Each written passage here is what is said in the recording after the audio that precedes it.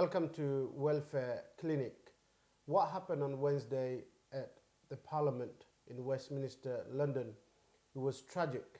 Innocent people going on about with their daily life didn't expect to be murdered by a terrorist. Policeman who's protecting the elected representative and the House of Parliament and our democracy didn't expect to get killed. When he started his shift, he expected to return home to his wife and to his children. However, whenever there is an attack such as this take place, Muslim community come under enormous attack. The right-wing British National Front and others already arranging march against Muslim community. Muslim community always facing backlash. Should Muslim community do more? Should the community do? How should the government respond to such attack in this country to keep the community from all backgrounds safe? These are some of the issues we're going to discuss with my two guests. I'm going to start introducing my guest. From my right is Musat Ellaahi, who is an author and entrepreneur. Musat, welcome to the show. Thank you.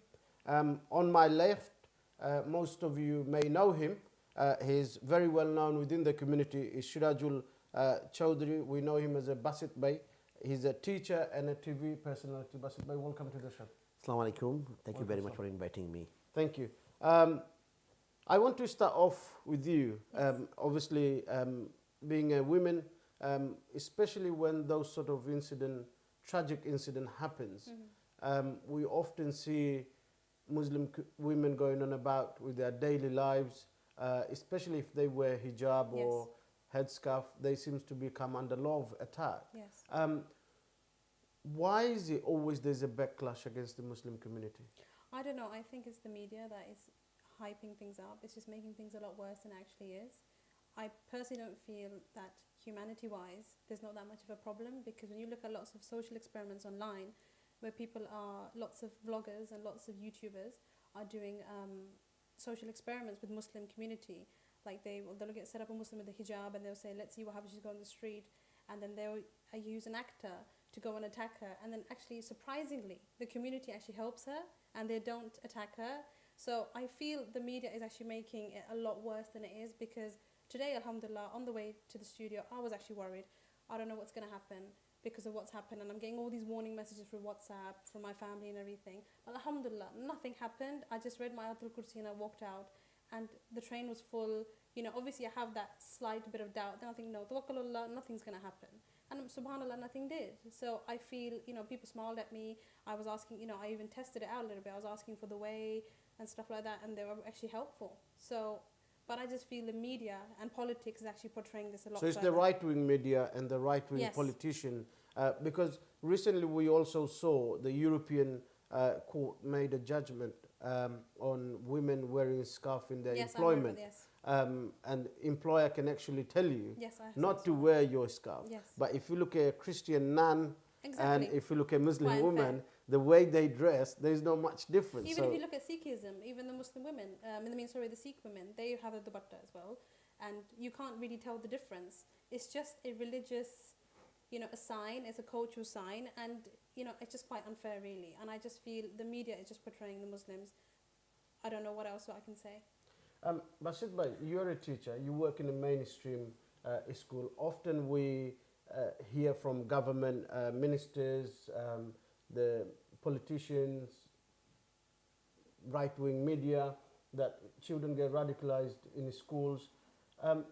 In your opinion, somebody who work within the Muslim community, do you think our young people are getting radicalized? And because not so long ago from Tower Hamlets school, we had 3 young women went to Syria. What is your opinion on that? Thank you very much. Very good question. Before going to go there, may I take the opportunity to show my sympathy, and I condemn this atrocity. My thoughts and prayers are with the victims, and particularly those are still suffering in the hospitals and with their friends and families. What you ask me about the children and peoples in this country, Muslim children or whatever, you know, faith they have. Schools, we have very strict policy on safeguarding. And schools, I think, whether you can say faith schools or grand maintained school or grammar school, all of them are maintaining safeguards. And I think 99.9% I would say children are safe and people are safe in the environment. Even when they use internet or for learning purpose, say for example computing or other purposes, there are filtering system there. And also we keep an eye how we maintain the safeguard, how we report that, anything. And now, the government has a policy called prevent strategy. And under that, all the teachers, we have to train ourselves and we need to know about that. Any kind of talks, children, any kind of talk they do. Things yes, they that's say, right. how they say, we need to observe. Doesn't necessarily mean that everything you need to report that. I mean, safeguarding is always there. But I think currently the world situation is very bad in terms of wars, and particularly a lot of, mainly if you look at, mainly all the Muslim countries are involved, or they were involved in war somehow. And in the media, you can see so many things happening in the media. So obviously our children, they are watching, or people are watching the news, they can see what is happening around the world. But as far as I understand, I can say, I haven't come across, except you mentioned about 3 children in Tower Hamlet, students, they went to Syria. I don't think so they had any information from the school. They probably used different kind of social media. They were attracted. Somebody must have brainwashed them. But I don't think so any schools. I never heard of any schools, children, apart from those 3 students. They were radicalized in school environment. I never heard of. And particularly the way we safeguard children, very strictly follow. Whether it's the Muslim schools, whether it's the faith schools or any other schools, I think we are safe in the school environment. We are live on our Facebook page, LB24.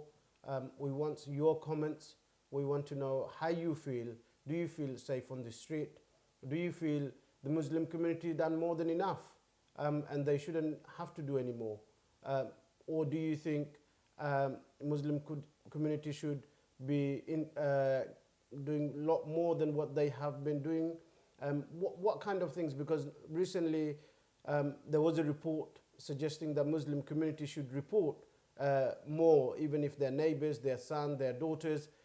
Should parents start reporting their children if they feel that their children been radicalized or is starting to pray a little bit more than they normally did? Because apparently these are some of the signs that children are getting radicalized. Are they true or are they wrong? We want to know your view. Do drop your comments onto LB24 TV Facebook page. Musrat, Basit Bhai touched on young people getting radicalized and how the teachers work. And he also touched on what's happening in the Muslim world, around Muslim countries around the world. At this moment of time, we are seeing almost every country is under attack, Muslim countries, where there is a travel ban, restriction. Donald Trump, the President of the United States, trying to enforce, but he gets stopped by the court number of times, are Muslim countries. The laptop ban are also Muslim countries. What do you think, or how do you think, and I'm now asking you to start thinking about the young people's mind, is how would a young Muslim man or woman feel that there's so much seems to be happening against the Muslim countries? I just personally feel that the youngsters are just being challenged now, and like what Mr. Bassett said, I mean, what's happening around the world, it's like that gets ignored sometimes as well, because as Muslims we feel it maybe more than other people, but I'm sure there's lots of humanists outside, humanitarians as well, that are trying their best to help people in Syria. Like mashallah, I've seen lots of women who are actually going to Syria and taking small gifts for these children to help them mend them through the trauma that they've experienced. So I feel youngsters are doing stuff in a positive way as well. It's not just a negative way, and I feel it's just a handful that is being tarnished for no reason. So personally, it's like, even as we grew up, and I don't know if it's in the Asian community, you might hear saying, do not go to this certain culture people are like this certain culture people are like that. And what happens, you're going to think, oh, okay, I don't want to be friends with him because he's Punjabi people are very proud and stuff like that. I think it's just a label. And I feel if we educate ourselves more, and like Mr. Bassett said, like, he's a teacher. He has the ability to educate the children of humanity and say, look, we're all the same. Yes, we all have a different color and stuff like that, but we're all made from the same dirt. You know, we all be made from the same clay. Yes. So at the end of the day, it's just a different color. We're just a rainbow.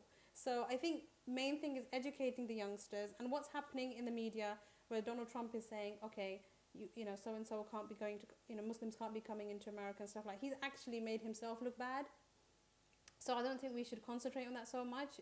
He's made himself, given himself a negative image. But obviously saying that, but do you think the young people still could feel that, or when people, because I'm trying to understand what radicalized young people, or why would want to somebody go and commit such a horrific Yes. Attacks on innocent people. Yes. Is that what motivates them? How do those people get brainwashed? This guy who committed the crime on Wednesday, he was known for his other criminal activities. He was in prison because he slashed somebody's face with a knife, but he never was known to them for terrorism. But it could just be a mental disability, you know. It just could be mental, and it could just be the fact that he's got a Muslim name, you know. Coming from a life coach perspective, I deal with so many people all the time that, you know, they have this negative automated personality that they've been brought up with, so they're going to keep repeating that to themselves. I think as human beings, like, we should be taking charge of ourselves and educating ourselves and changing ourselves rather than just looking at a small group of youth and stuff like that. But I feel the first change begins at home. So, like, you know, I'm very proud of you that you've brought up this topic today. So I think now you've started this change, people are going to start thinking. They're going to think, okay, maybe what can I do? It could be just a small thing. Give away your clothes that you don't want to use anymore. Go out and do something nice. Show them what the Muslim community is, you know, which is what the Nabi Prophet ﷺ has taught us. Is humanity. Go out and help your neighbor. It doesn't matter where he's from. So radicalization, I just feel it's just, the media is just hyping it up. Yes, there are certain people who are being brainwashed, and, you know, we can't. But it's a very small. It's a very thin line. You can't really blame anyone. You can't really say so and so's doing it. So I think we have to be very, very careful how we use our words nowadays, because you could be blamed for just one small thing, and it could be an innocent gesture. That's it, right.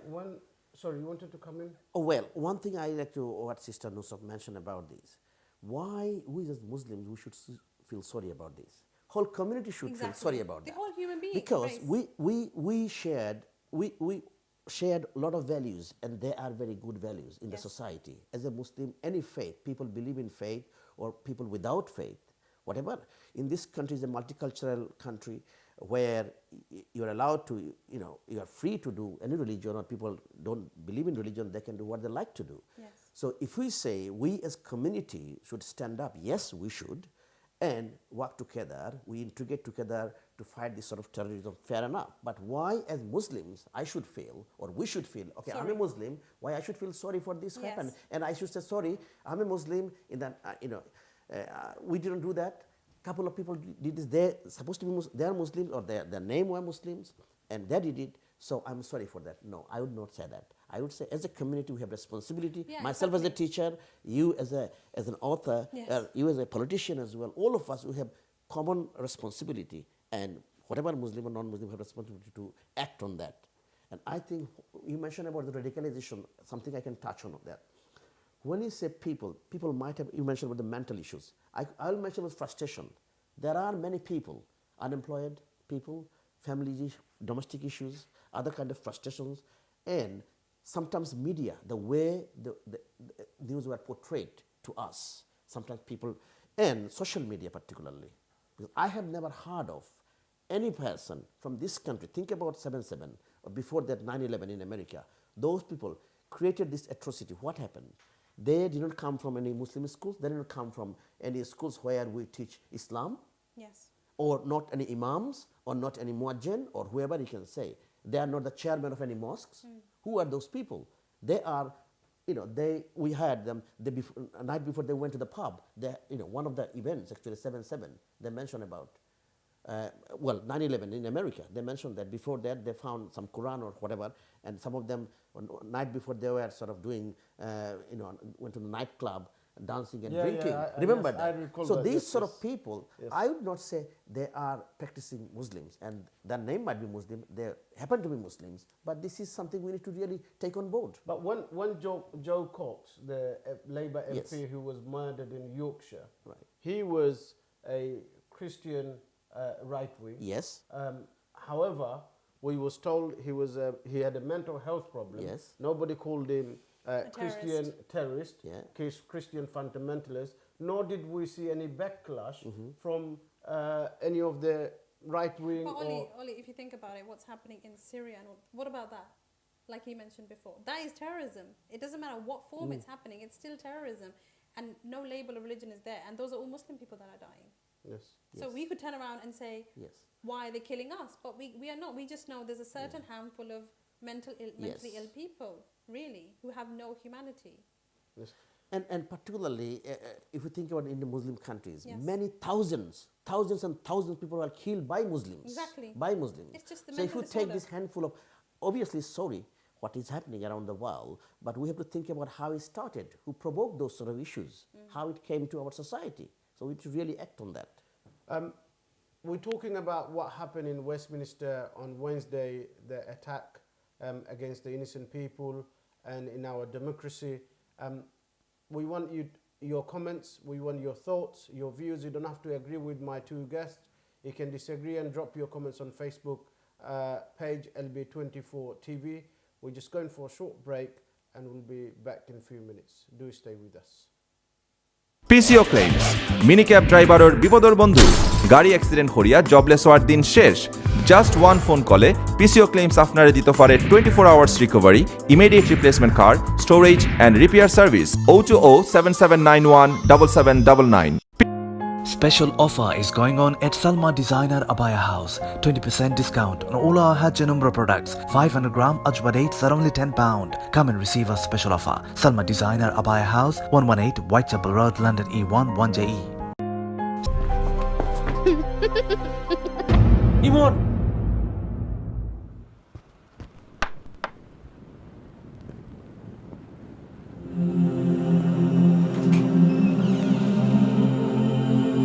What are you doing here? ইমনডে দেখতে পাইছি It's best you just stay away from us. ইমনডে একবার তা দেখতে দেও একবার Breakdown of marriage affects parents and children. Barrister Malik and his expert team of lawyers can act to elevate pain and stress. Westminster Law Chambers. Sale, sale, sale. Massive sale is going on from 10th of November to 31st of December. Salma Designer Abaya House is giving up to 50% off on all designer abayas, designer kaftans, waistcoats, ajwa dates, black seed oil, Islamic books and many more items. Visit our store to get this end of the year special sale. Salma Designer Abaya House, 118 Whitechapel Road, London E1 1JE. Telephone 0207 018 2375.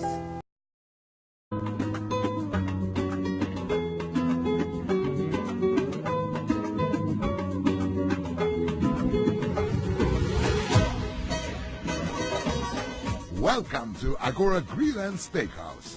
Agora Mixed Grill Special. Great menu for fish lover, tasty steaks dinner, 10 gourmet burger choices and many more. Great service. I will come again and again. HMC approved, 100% halal. Agora, ready to serve you. Agora, sign of happiness. স্বাস্থ্যসম্মত উপায়ে প্রস্তুত premium quality পরোটা শাহানা পরোটা আপনার নিত্যদিনের পছন্দের খাবার শাহানা পরোটা এখন Britain ও Europe জুড়ে সর্বত্র পাওয়া যাচ্ছে সাসকো ফুডস ইউকে লিমিটেড 020859160043 তোর মা আমার নিবার লাগে বলে তোর মা আমি আইয়ার আজকে দেখি ইগোর আমার ইগোর অধিকার আমার বেশি আমি হকর বড় তোমরা আমারে শান্তি মতো মরবার দিতায় না বুঝছি ব্যারিস্টার মালিক সাহেবরে খবর দাও উইল বানাইতাম দেখলা তো উইল বানাইলে কি তা অবস্থা হয় আজকেই উইল বানাওকা টাইম ওয়েস্ট করবা না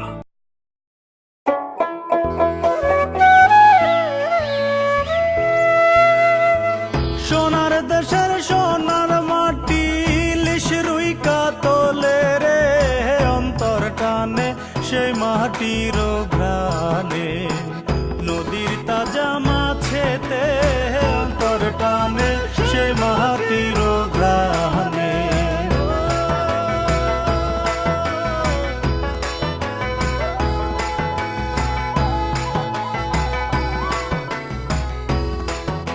অন্তরেরই টানে প্রবাসীদের প্রতিটি প্রাণে মিশে আছে SASCO foods.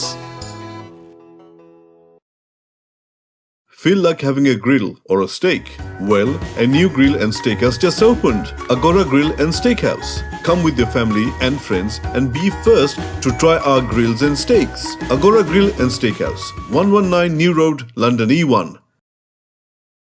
Sale, sale, sale. Massive sale is going on from 10th of November to 31st of December.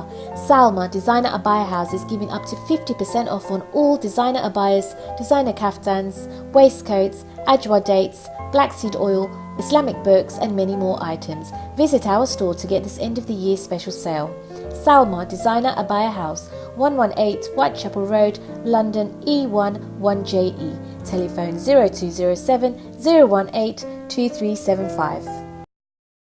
Hello there. Legal Taxi's mobile app is an amazing cloud-based taxi booking solution. The taxi drivers and passengers can access this application anytime and anywhere. Are you waiting on the road or trying to call up a taxi? Well, don't waste your precious time anymore. And now, you can book your taxi at ease. Do you want to know how? It's so simple. Download the Legal Taxis app from the App Store in your smartphone.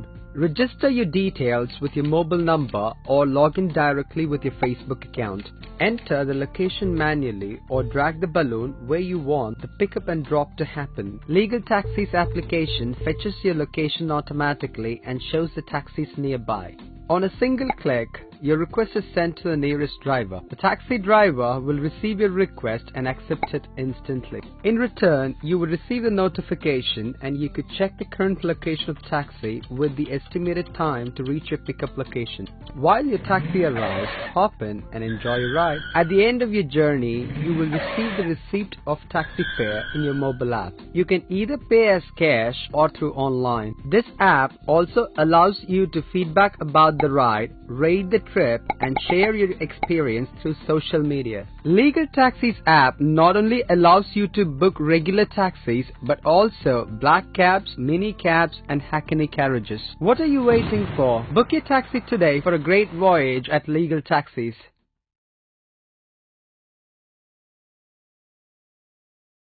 Welcome back to Welfare Clinic. We're talking about the tragic incident that took place on Wednesday at our Parliament in Westminster. I got two guests. On my right is Musat Ellaahi and on my left is Sirajul Choudhury. Before the break, we was talking about how when the Christians, fundamentalists or extremists commit crime, usually they're not labelled as terrorists. Yes. Because 9 out of 10 they are labelled as a person with a mental health problem. Yeah, and one of the issues, I must say, I mean, media, I mean, this time I haven't heard, this time after this event, whether they use Muslim terrorist or not. I haven't heard of that. They say the person is a Muslim, but this is a terrorist act. Yes. And maybe he is linked with IS or something they said. Yes. But The he IS used has to. now claimed that it was... Yes. Yeah, but they would even claim if it starts raining. What that I'm they trying made to it say, rain. IS can claim anything they like. They're like this. But previous different occasions we had, within hours, they mentioned Islamic terrorists, they did this atrocity or whatever.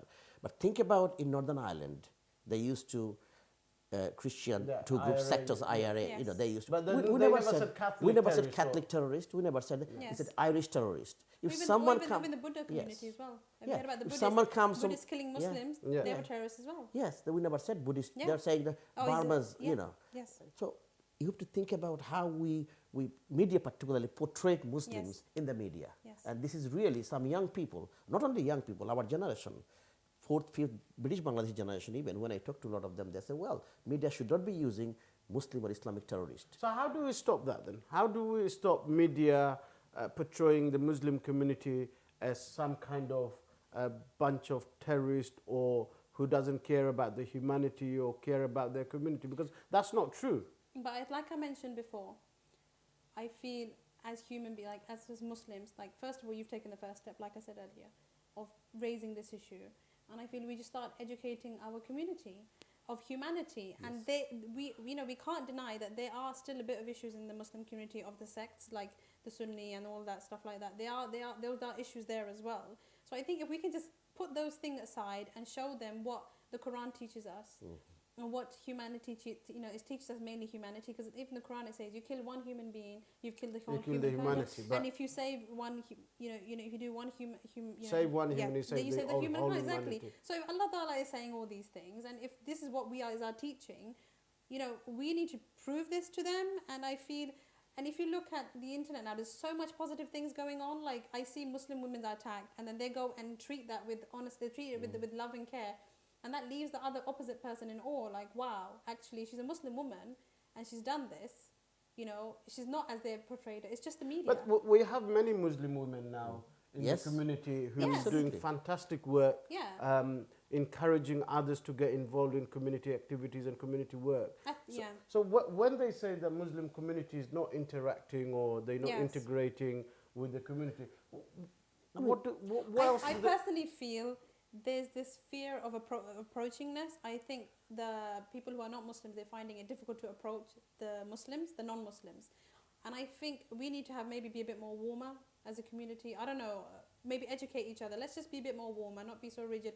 Because there are certain Muslims that are very rigid and say, no, I am not meant to do this, I'm not meant to do that. And I think maybe just ease up a little bit and stop making it so difficult. So are you saying that some people may be putting They're restrictions? unapproachable, yes. Yeah. Unapproachable. I do agree with you, because Yes. I heard last year, I was talking to my wife, and she had a comment from a child, and she was Yes. telling me, what do you think about this as a teacher? She said, what was the comment? During Halloween time, Halloween time, Yeah. a child was saying, my wife met that family somewhere in the market, and the child someone wanted to buy something, and the child said, oh no, Halloween is haram. Yes. You don't celebrate that. You don't talk about this. Yes. So the problem is, when you think about, yes, as a Muslim, we should be doing halal thing. Yes. But alongside, you're living in a society where a lot of celebrations are happening. Yes. They are not forcing you to go to the celebration, but Exactly. something you need to be tolerant. You Yes. need to be really being positive towards Yes. them, because they are doing their religion or their celebration. When you do your Just religion, respect you it. expect respect. Yes. So if you make comments,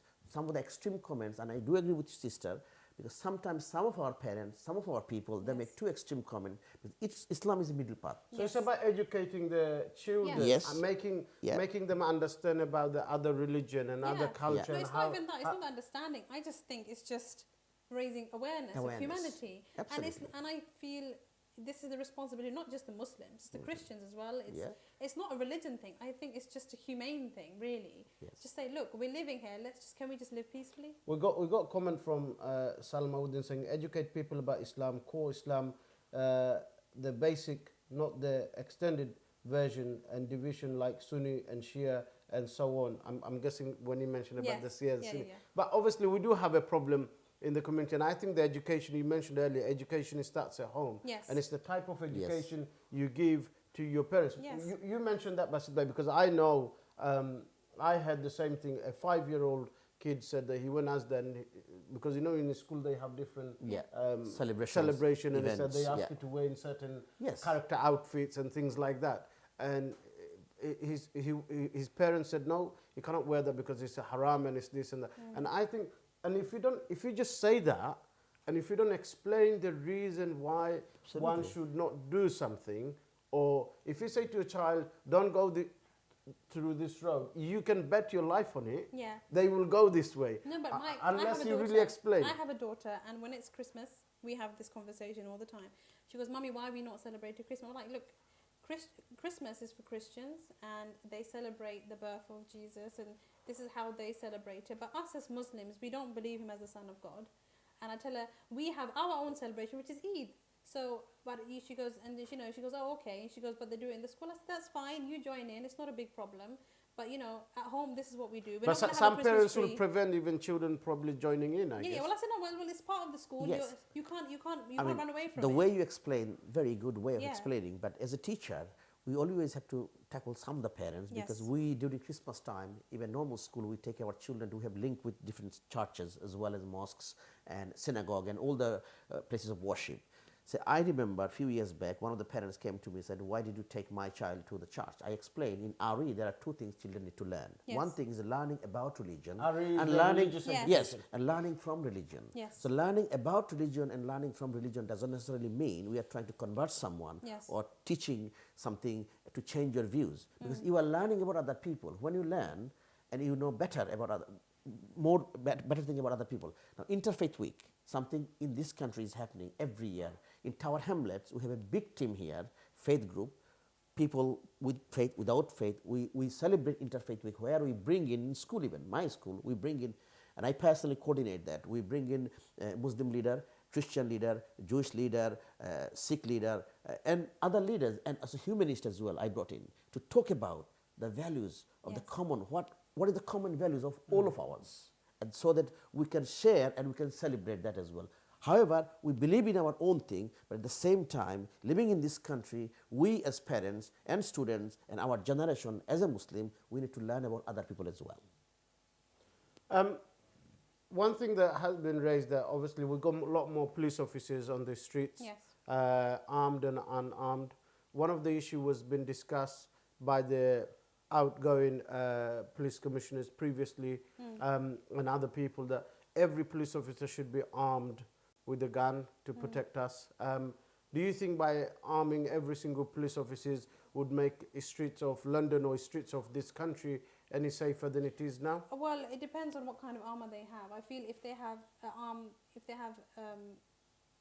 armor that is not a proper gun, but it's something that would just harm, that just stop the criminal rather than kill them or harm them and give them any serious danger. You've got taser guns, you've got the electrocution thing. So I think those are better than having actually real bullets, because an innocent life could go.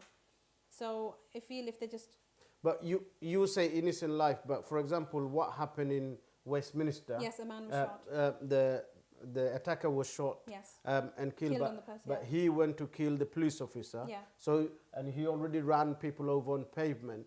So would you still call him as an innocent life? He could be, because we don't know.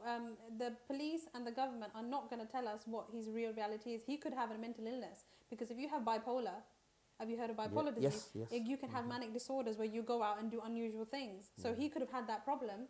And now an innocent man could have been dead, but now it's being labelled, oh, he's a Muslim, and he's done this. But even if he was, even in Islam it says life for life. Yes. Yeah. But even if he was mentally ill patient, and if he was killing people, or he was running people over on pavements and then coming to attack. But he doesn't know. Islam forgives these kind of things. But it's quite lenient. But what would you expect those people standing there to do? So if when this police officer was attacked, we don't know if he wasn't shot then, would he go on to attack other people no, and but I don't know. We don't know, kill other because he had people? a knife, didn't he? He didn't have a gun. No, he had a knife. Yeah, but I personally feel we don't know what he could have needed help, or or maybe his brake failed. We don't know, or he was just. We really don't know, and it's really unfair that the Muslim community is being labelled. We really don't know the core of it. The police are not going to tell us. The politics are not going to tell us. We got a couple of comments from Ashid Ali saying, Salam all, please keep things prospective. We cannot allow individual logistic to bring down the whole Muslim community. London is a great city, and it's important that we work together to move forward and avoid any backlash.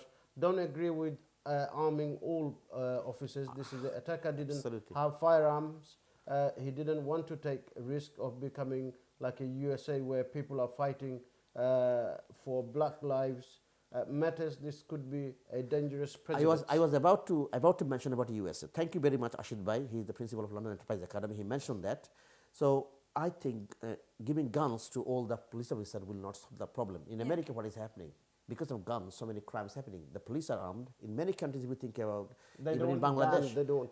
Well, but if you give all the police officers guns, do you think that will solve the problem? I don't think so. But the government can target places, like very important places where they think is necessary. Only a security team, not me, to make the decision about this. But if the government thinks there's particular places, they have intelligence for that. Obviously, they can have the police with guns. Yes.